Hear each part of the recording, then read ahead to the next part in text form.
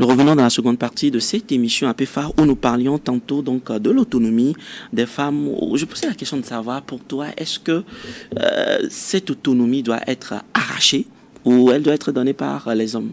Oui, cette autonomie ne peut pas être donnée par les hommes. Il ne faut pas que les femmes attendent à ce que les hommes viennent donner comme un cadeau qu'on vient te donner. Non, il faut se lever, aller arracher cette autonomie-là. Il faut se lever, il faut aller braver le monde, il faut aller travailler, il faut mettre ses compétences, ses talents au profit de la société dans laquelle nous sommes.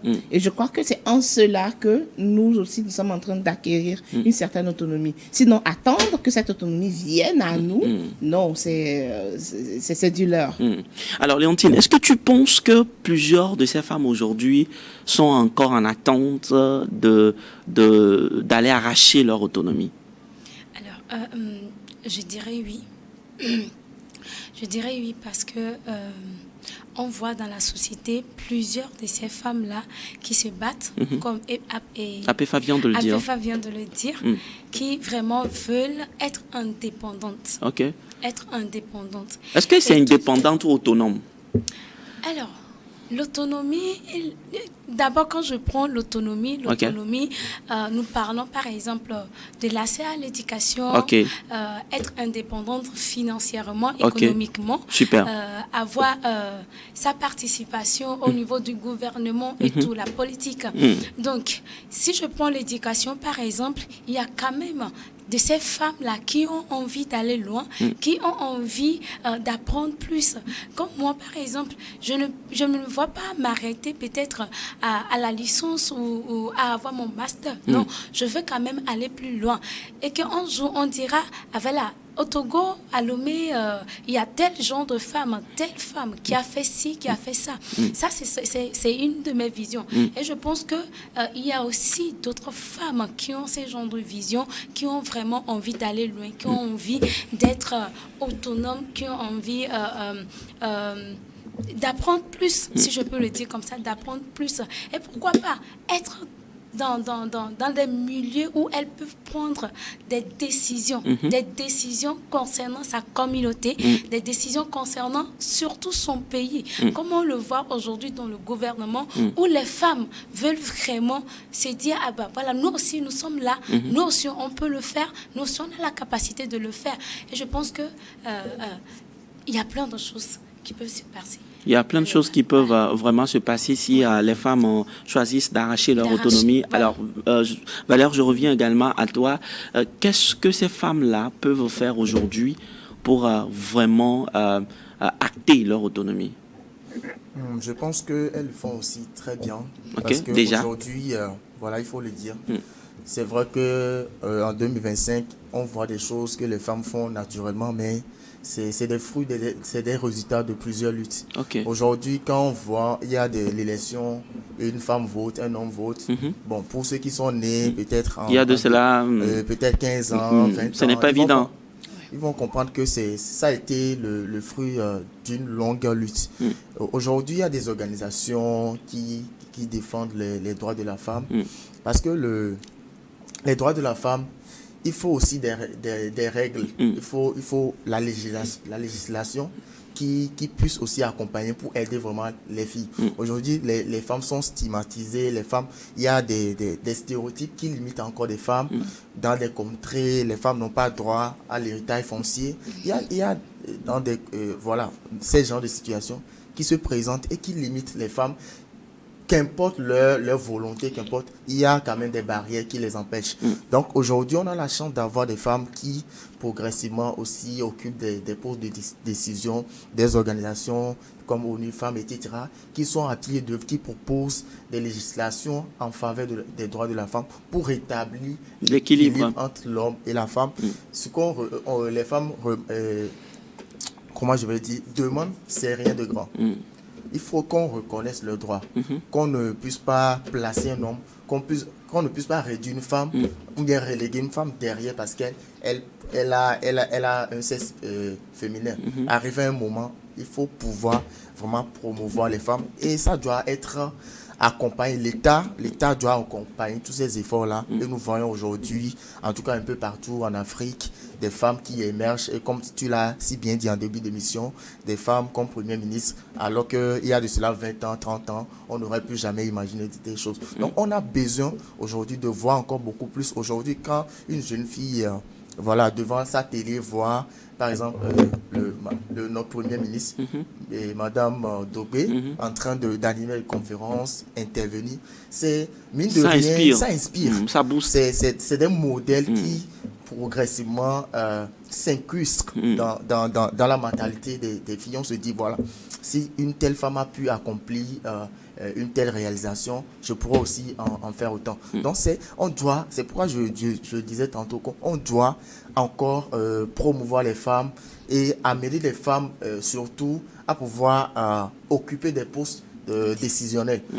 Et les profils n'en manquent pas. On a le Togo, bien l'Afrique, a la chance d'avoir des femmes aujourd'hui diplômées, intelligentes, compétentes, qui ont fait le preuve depuis plusieurs années. Donc il est très important aussi de pouvoir faire adhérer à des postes de décision ces femmes-là, afin que l'égalité tant souhaitée soit une effectivité. Voilà. Alors, pour que l'égalité soit une effectivité dans notre pays et également sur le continent, je rappelle donc que nous parlons certes du pays, mais nous nous adressons également donc à tous ceux qui nous suivent un peu partout sur le continent africain, parce que aujourd'hui nous parlons naturellement de l'autonomisation des femmes en Afrique, enjeux et défis. Alors Apéfa, quand nous parlons de cette autonomie, on doit la vivre au quotidien.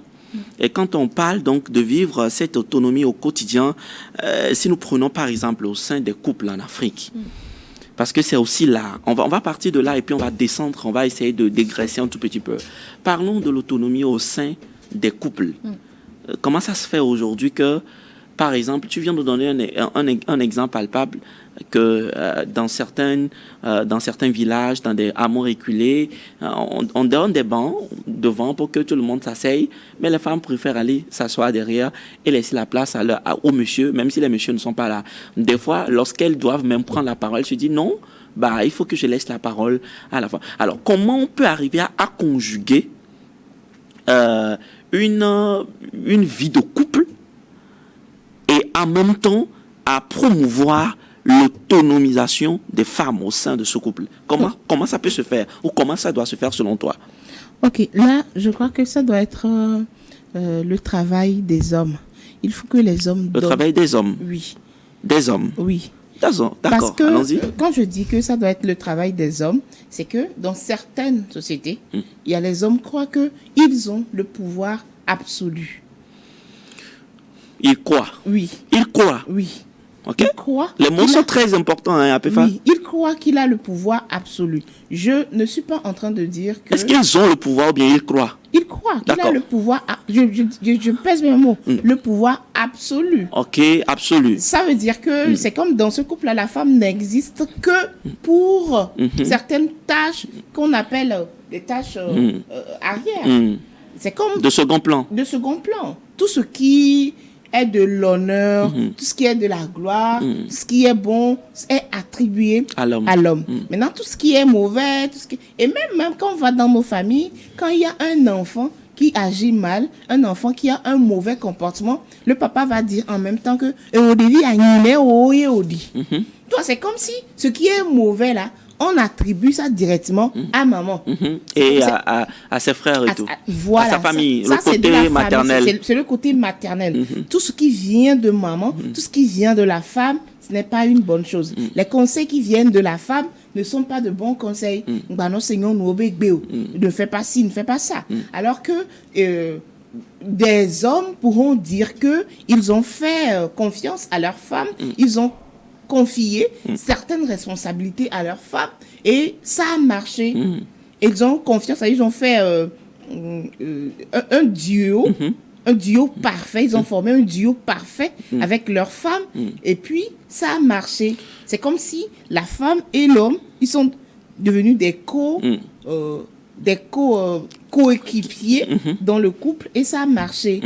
Et sans que la femme respecte toujours la position de l'homme quand même. Mais quand dans le couple, on fait de la femme, on la laisse en arrière, ça ne peut ce que je voudrais savoir, marcher. Parce que là, nous sommes en train vraiment d'attaquer des solutions à ce 8 mars ou à cette semaine consacrée donc aux droits de la femme. C'est de voir déjà au niveau des couples, parce que je pose cette question fondamentalement parce que tu portes également cette casquette d'une femme au foyer sur ce couple, sur ce plateau, autant pour moi. Ce que je voudrais savoir, est-ce que tu voudrais dire que l'homme doit considérer, ça doit être beaucoup plus une relation amicale, même si c'est dans un couple où on est marié, on doit se considérer comme des amis, où on doit se partager des responsabilités, l'autre doit faire confiance également à l'autre, l'autre doit accepter que peut-être l'autre aussi puisse s'exprimer, s'affirmer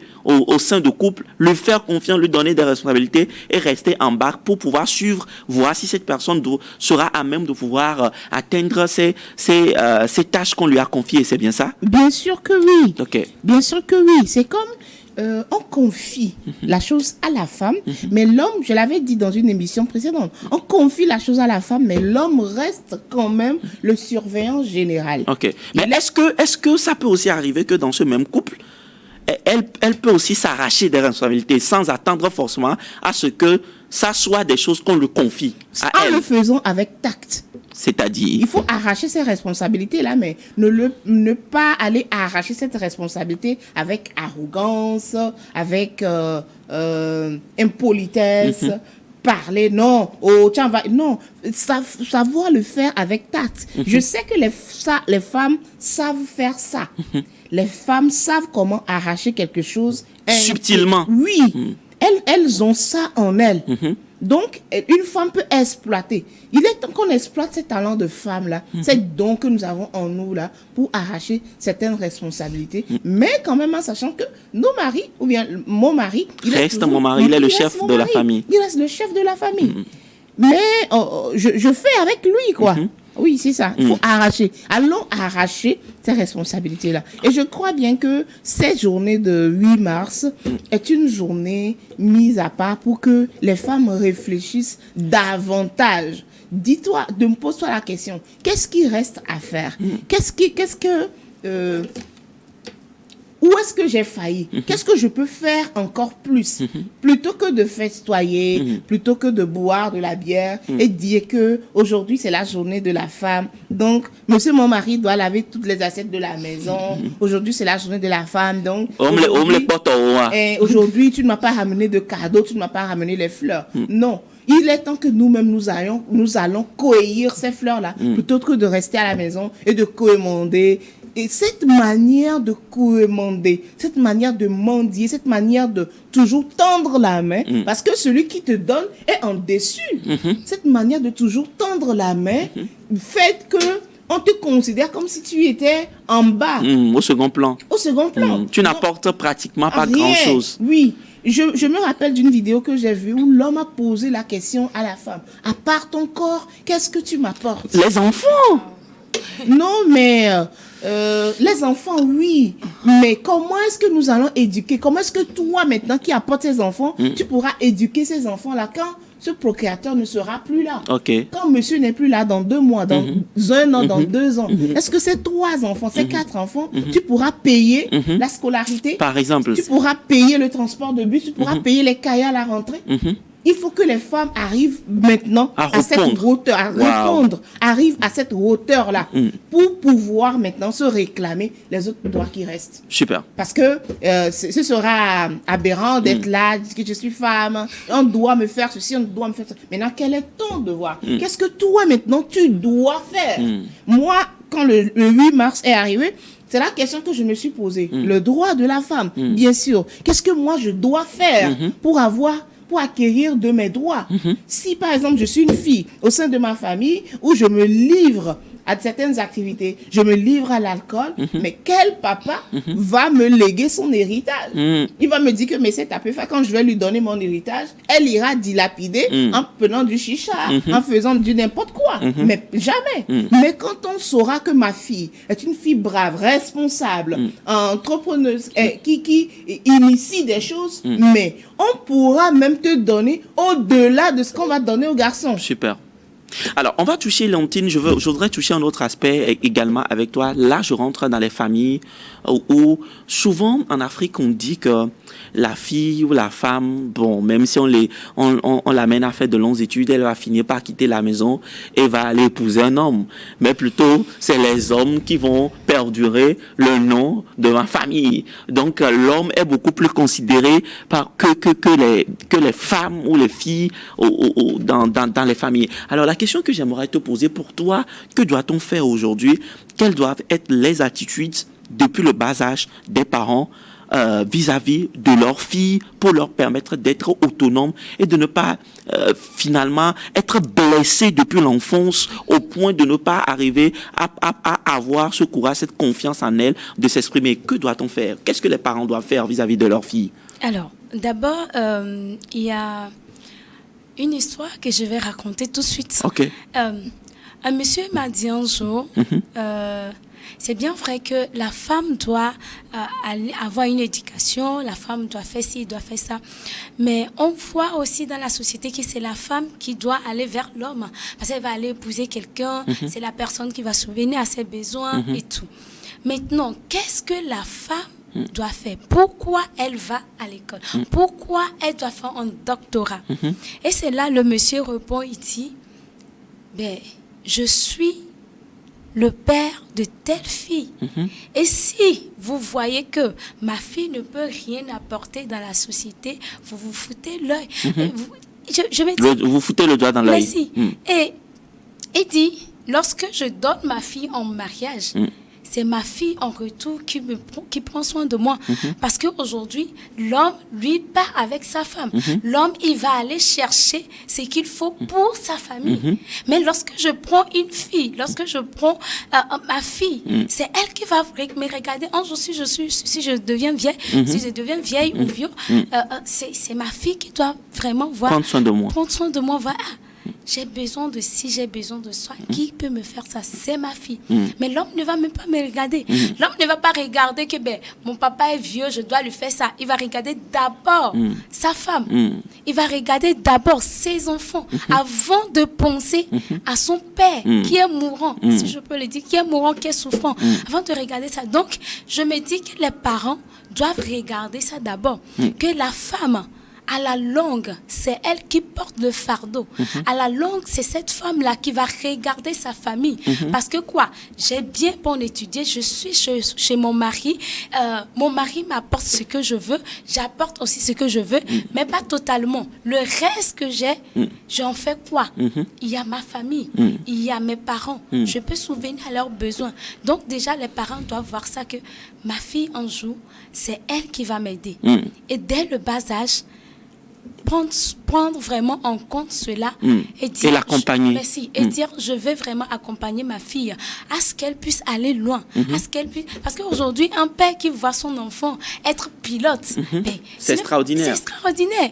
On dit, ma fille est pilote.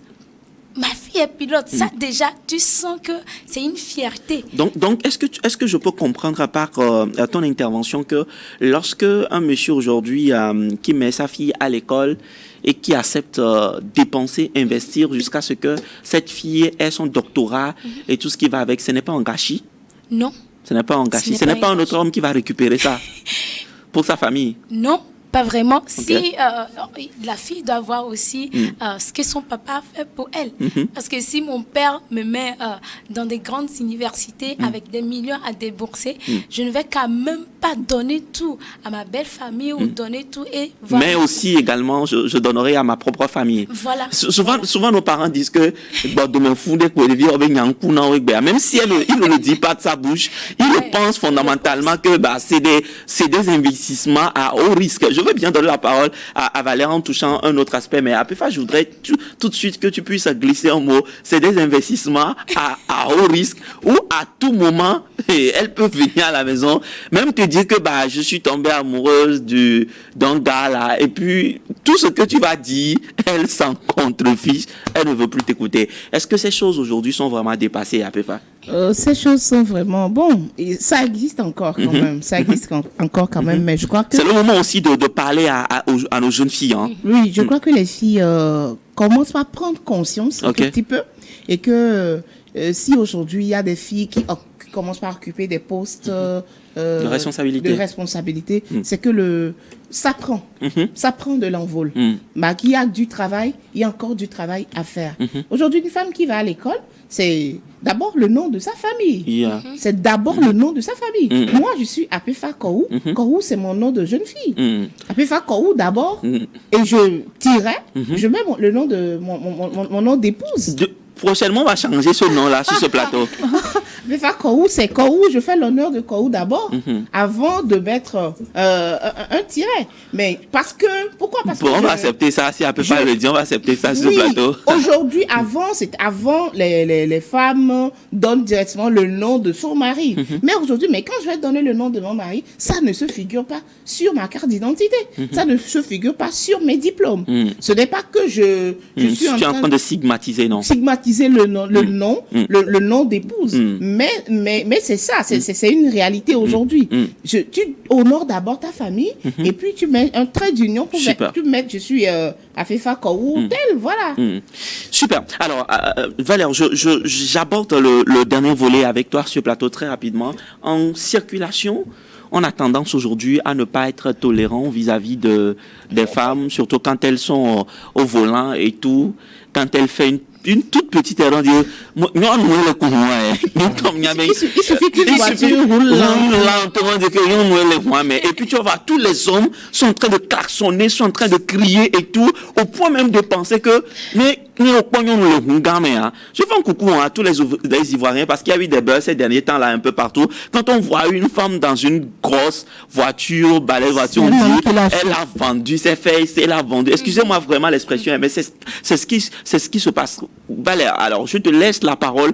Quelle doit être notre attitude en tant qu'un homme vis-à-vis des femmes pour que nous puissions contribuer à l'autonomisation de ces femmes? Je crois que les scènes que tu viens de décrire c'est des frustrés qui font ça. Et c'est l'entretien des stéréotypes. Donc on va dire que plusieurs en société sont frustrés? Bien sûr, parce que lorsque tu vois une femme conduire, je confirme. Une femme conduire, c'est des frustrés? Oui. C'est que les des années, on se dit que maintenant, il suffit d'aller sourire dans un bureau à un gars et puis il te donne 15 millions pour aller chercher une voiture. Non, le dire, c'est redire les filles. Et c'est ces combats-là que nous menons, parce que les femmes de capacité ont le potentiel d'accomplir tout.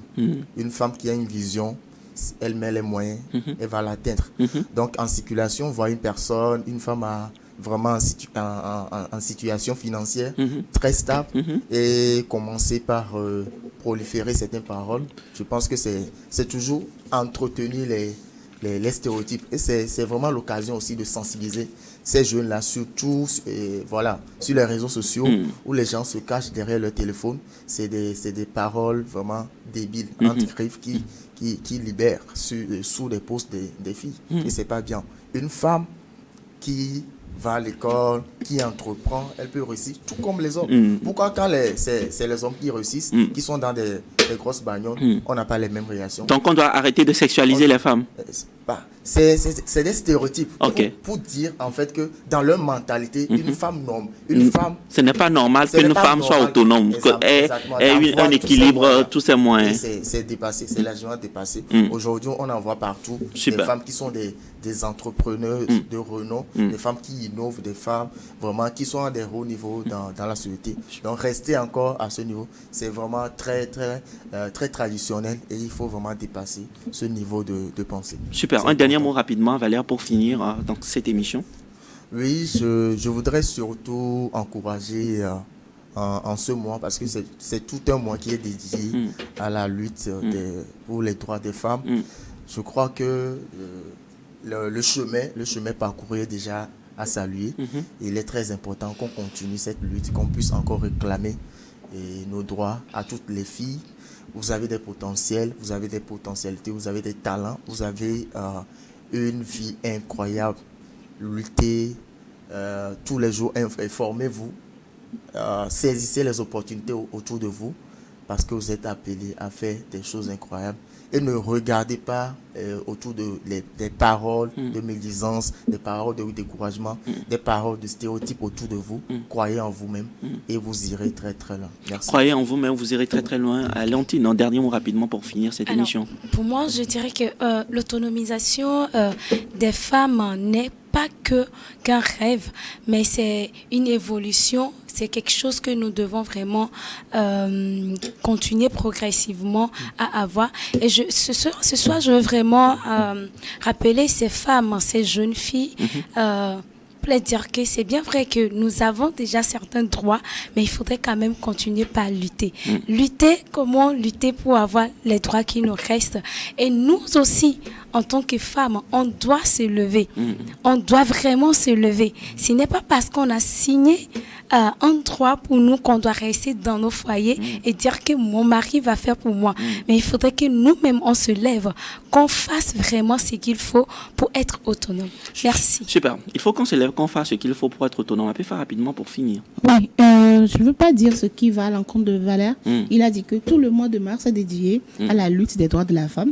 Mais moi, je veux dire que tous les jours sont dédiés à la lutte aux droits des femmes. Je fais appel à toutes les femmes de se lever, à toutes les femmes, à toutes les jeunes femmes, à toutes les filles, à toutes les gamines, à tout ce qui arrive, que la femme, c'est un pouvoir. La femme, c'est un succès. La femme, c'est une merveille. C'est de grandes choses. Alors, levons-nous. Levons-nous. Et surtout, les femmes, tenons-nous la main pour avancer. Merci.